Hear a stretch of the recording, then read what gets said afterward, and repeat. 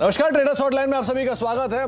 बातचीत करेंगे हम आज के जानकार सर्वेंद्र श्रीवास्तव से। आपके सवालों का जवाब भी लेंगे, लेकिन सर्वेंद्र से बातचीत करने से पहले बाजार पर एक बार नजर डालिए। दिन के ऊपरी स्तरों पर कामकाज हो रहा है। मेटल आज जोरदार तेजी के साथ और मिड कैप स्मॉल कैप बढ़िया रफ्तार वहां पर भी देखने को मिल रही है। व्हाट्सएप नंबर आपकी स्क्रीन पर 7045220000 और उसके अलावा आस्क आवाज कैश और आस्क आवाज FNO, ये हैशटैग्स का इस्तेमाल करके भी आप इस कार्यक्रम का हिस्सा बन सकते हैं। हेवी वेट्स में बाइंग है। रिलायंस 1% ऊपर कामकाज कर रहा है, ICICI 1.5% ऊपर है, ITC करीब 1% है, जिसका इंपैक्ट आप मार्केट में देख रहे हैं।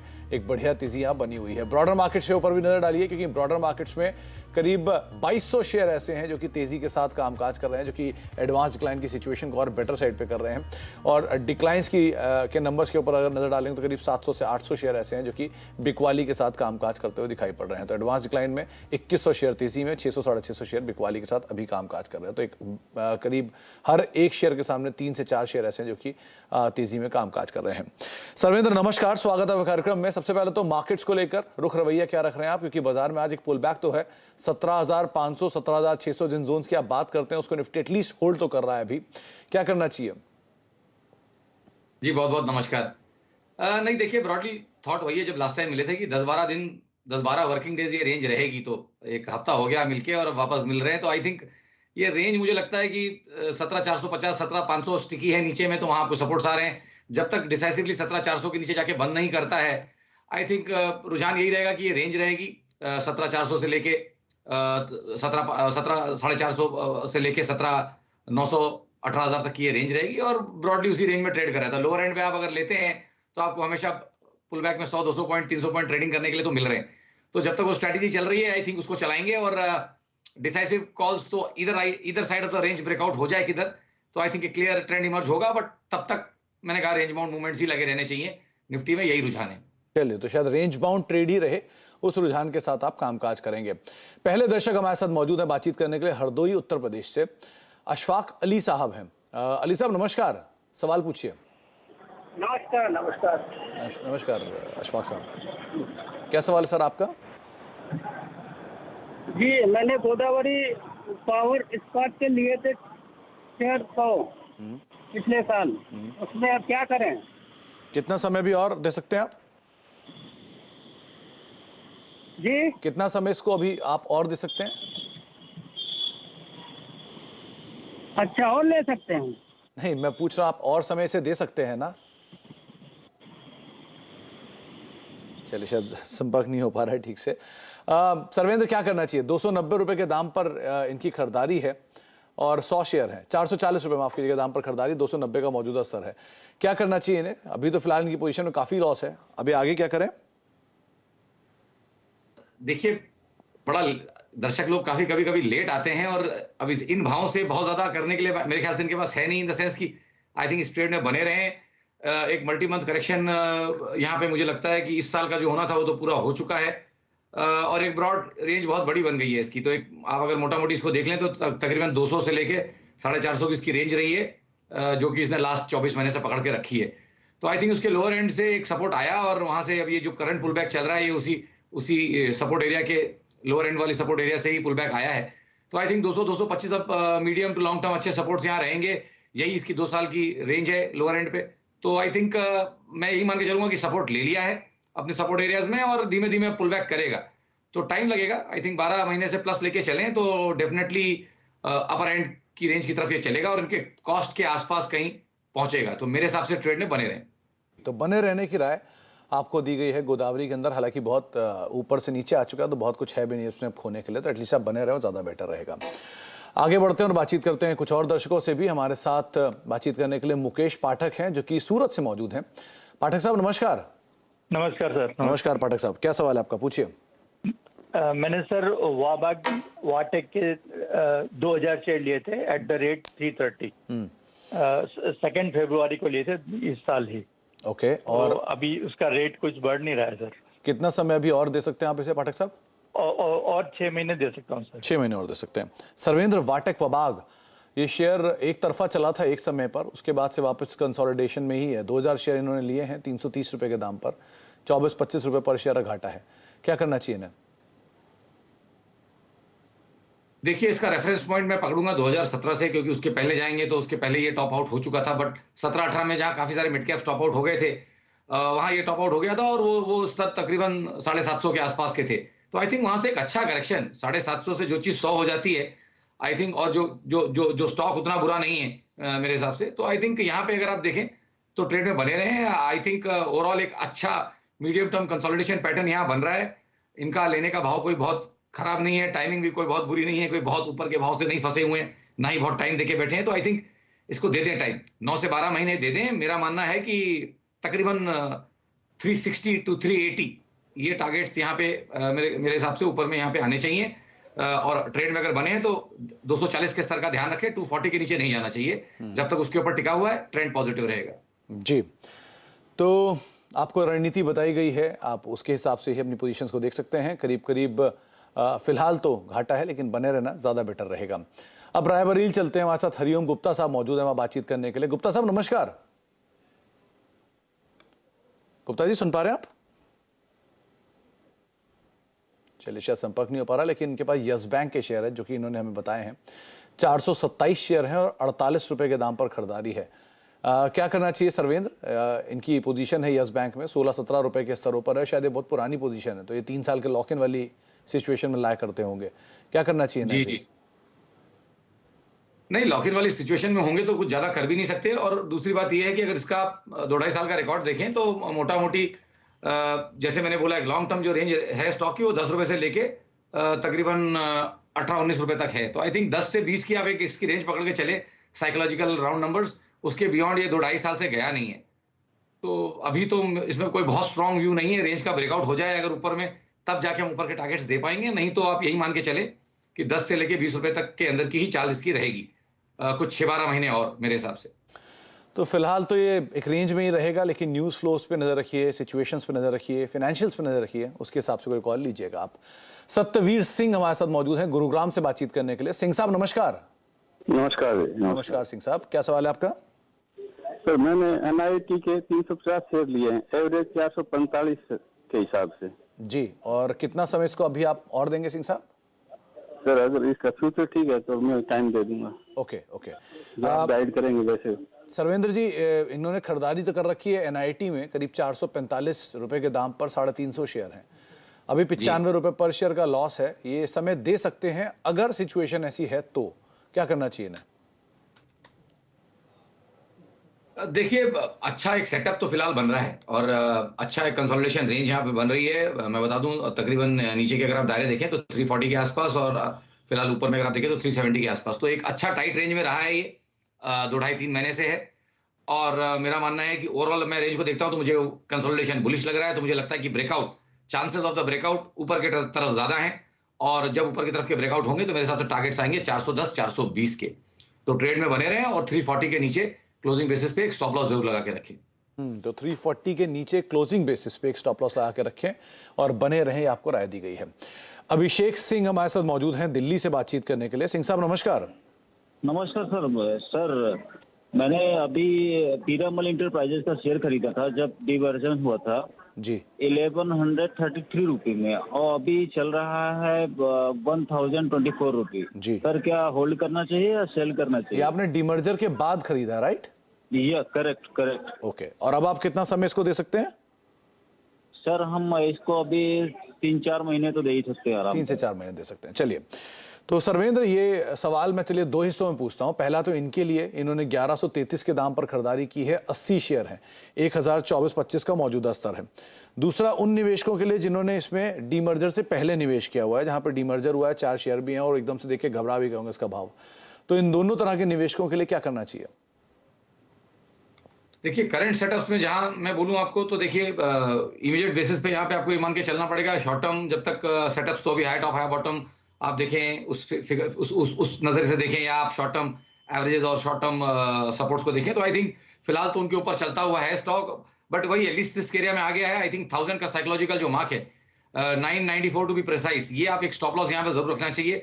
994 के नीचे अगर बंद करेगा तो वापस थोड़ा फिसलेगा, और उस केस में आपको ये स्टॉक वापस तकरीबन 860-880 की तरफ जाता हुआ दिखेगा। बट जब तक वो नहीं होता, सो जब तक हम 994 के ऊपर बने हुए हैं, आई थिंक मोमेंटम यहाँ पॉजिटिव है। और ऊपर में 1130 1140 के टारगेट्स यहां से दोबारा अटेम्प्ट होंगे। अभी फिलहाल उसी रेंज को अटेम्प्ट करके आया है, दोबारा भी वहीं जाएगा। आई थिंक 1130 1140 के टारगेट्स, 994 का स्टॉप लॉस, करंट स्तरों से यही रहा है। तो आप बने रहें 995 994 ये आपका स्टॉप लॉस रहेगा। 1130 1140 पहला टारगेट आपको सर्वेंद्र दे रहे हैं। अब चलते हैं इंदौर। रोहित जैन हमारे साथ मौजूद है वहां बातचीत करने के लिए। जैन साहब नमस्कार, सवाल पूछिए। नमस्कार। मेरे पास एनबीसीसी के 5000 शेयर हैं 34 के प्राइस पे, रिसेंटली बाय है मेरा। और इसके अलावा मोरपिन लैब है 2000 के शेयर हैं 3450 के प्राइस पे। अच्छा, तो जैन साहब ये छोटे डिजिट वाले स्टॉक्स आपको ज्यादा पसंद है क्या?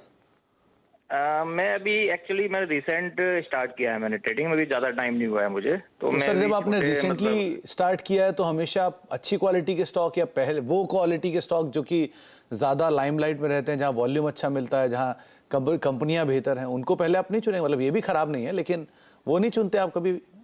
मैं थोड़ा शॉर्ट, मतलब जिसका प्राइस अंडर 50 या अंडर 60 रहता है, एक्चुअली मैं उसमें ट्रेडिंग कर रहा था। ऐसा क्यों, कुछ खास वजह है जैन साहब? नहीं, मतलब इसमें शॉर्ट टर्म में भी थोड़ा प्रॉफिट हो जाता है इस वजह से। अच्छा, कि 10-20 पैसे भी ऊपर नीचे होते हैं तो अपना मार्जिन, मतलब अच्छा, आप ज्यादा बड़ी क्वांटिटी लेके छोटे 10 पैसे 20 पैसे के डिनोमिनेशन छोटे मार्जिन पे लिए। ओके। हाँ जी।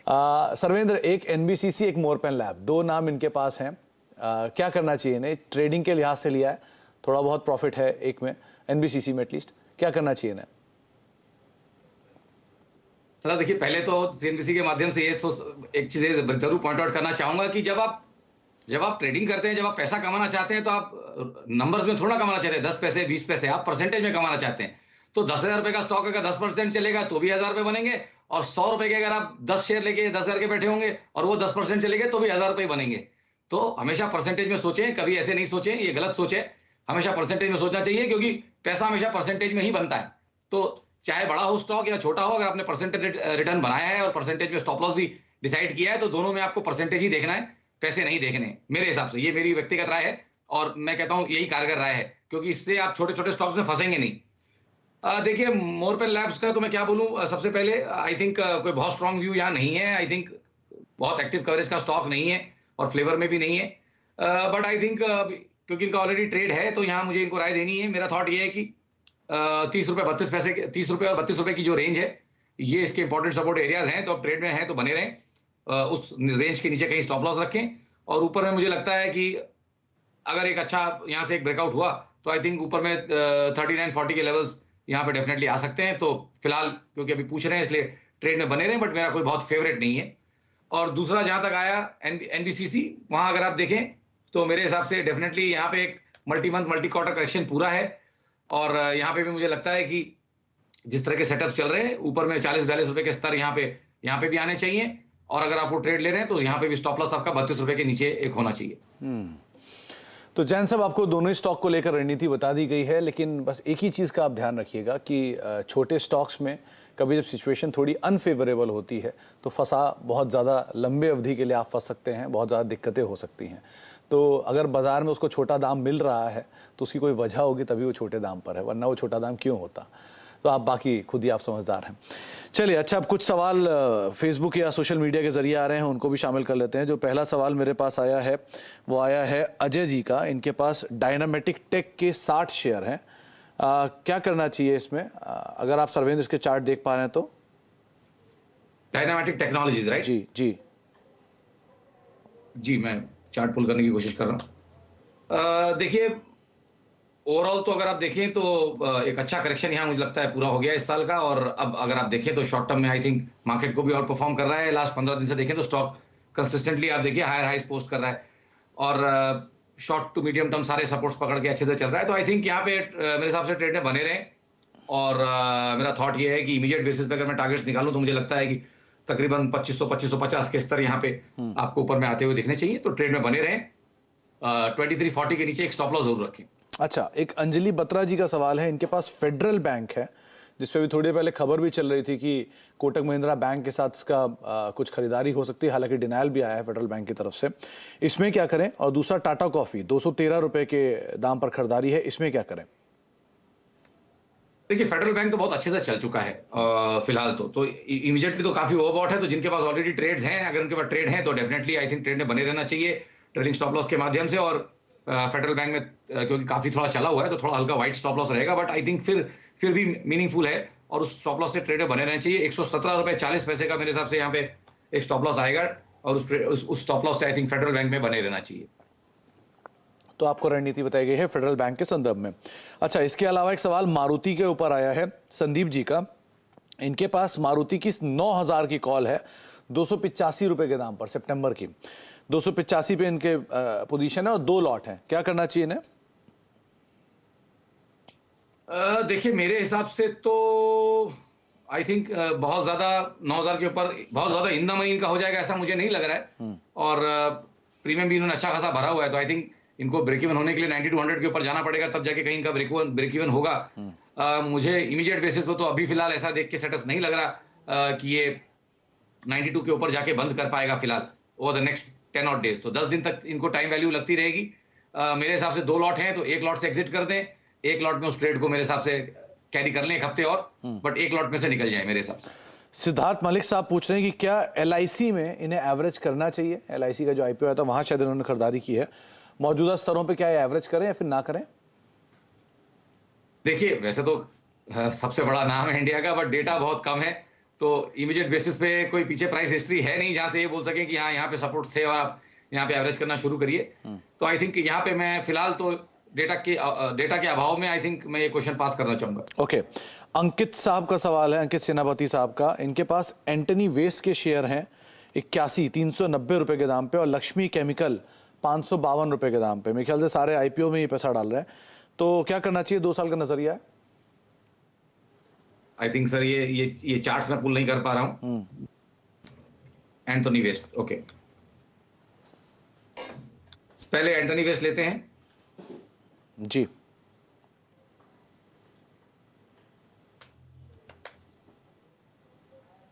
देखिए डेटा तो सॉरी यहाँ पे भी बहुत कम है, 2021 के पास ही डेटा है, बट ठीक है। यहाँ पे इसने थोड़े पैटर्न्स क्लियर किए हुए हैं कि इसकी एक रेंज थी, आई थिंक उस रेंज के अपर एंड का कहीं ब्रेकआउट करने की कोशिश कर रहा है। रेंज में आपको बता दूं, लास्ट अगर आप 6-8 महीने की यहाँ रेंज पकड़ के चलेंगे तो 240 से लेके तकरीबन 320 की एक रेंज थी, उस रेंज का ब्रेकआउट हो चुका है। तो डेफिनेटली यहाँ पे अब शॉर्ट टर्म में मैं राय देना चाहूंगा। शॉर्ट टर्म में मोमेंटम अच्छा है, 1 से 3 महीने के लिए मुझे लगता है कि ऊपर में 390-400 के स्तर यहाँ पे आ सकते हैं। और अगर आपके पास ट्रेड है तो आई थिंक 320 के स्टॉप लॉस से बने रहना चाहिए। आई थिंक ऊपर में आपको तकरीबन 400 तक के स्तर यहाँ पे एंथनी वेस्ट में मिलने चाहिए। सिद्धरम साहब का सवाल है, सिद्धरम विभूति साहब का, कर्नाटका से। इनके पास जाइडस वेलनेस के शेयर हैं 2355 रुपए के दाम पर, 21 शेयर, क्या करना चाहिए ना?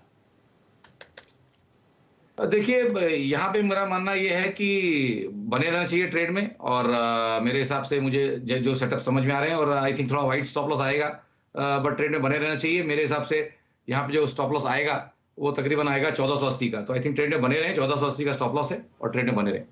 अच्छा, विभूति बिस्वाल साहब का सवाल है, इनके पास टाटा मोटर DVR के शेयर हैं 257 रुपए पर, क्या करें ये? देखिए टाटा मोटर DVR,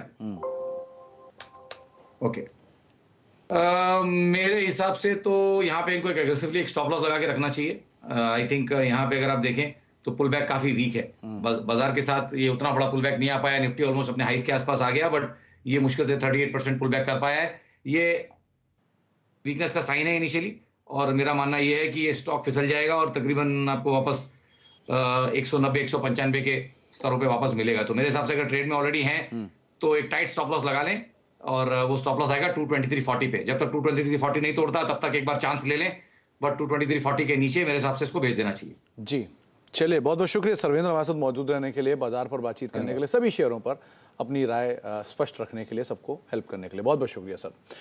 चलिए, अब जाने से पहले 1-2 इंपॉर्टेंट अपडेट, जहां पे बारिश ने बेंगलुरु में जनजीवन को अस्त व्यस्त कर दिया है। रविवार की रात हुई मूसलाधार बारिश से बेंगलुरु में बाढ़ जैसी स्थिति बन गई है। शहर के कई इलाके जलमग्न हो गए हैं। रिंग रोड सहित सभी प्रमुख सड़कों पर जल भराव से वाहन चल नहीं पा रहे हैं। पौष इलाकों में भी बाढ़ जैसे हालात हैं। अनुमान है कि बादल फटने की से यह धुआंधार बारिश हुई है। मुख्य मार्गों पर जलभराव से भीषण ट्रैफिक जैम भी लग गया है और लोग काफ़ी परेशान भी हैं। तो इस बारिश से अपने को बचाएं, ध्यान रखें, ख्याल रखें और सोच समझ के ही जब ज़रूरत हो तो घर से निकलें। और इसके अलावा बात करते हैं मनी कंट्रोल प्रो के एक बेहद आकर्षक ऑफर के बारे में। Money control pro financial freedom मना रहा है और इस मौके पर लेकर आया है फाइनेंशियल फ्रीडम ऑफर, जिसके तहत आप मनी कंट्रोल प्रो का सब्सक्रिप्शन नेट जीरो कॉस्ट या फिर ऑलमोस्ट फ्री में ले सकते हैं। इसके लिए आपको रोजाना ₹1 की दर से मनी कंट्रोल प्रो का सब्सक्रिप्शन लेना होगा। इस सब्सक्रिप्शन के साथ आपको मिलेगा ब्रांड पार्टनर की ओर से ₹1500 का वाउचर।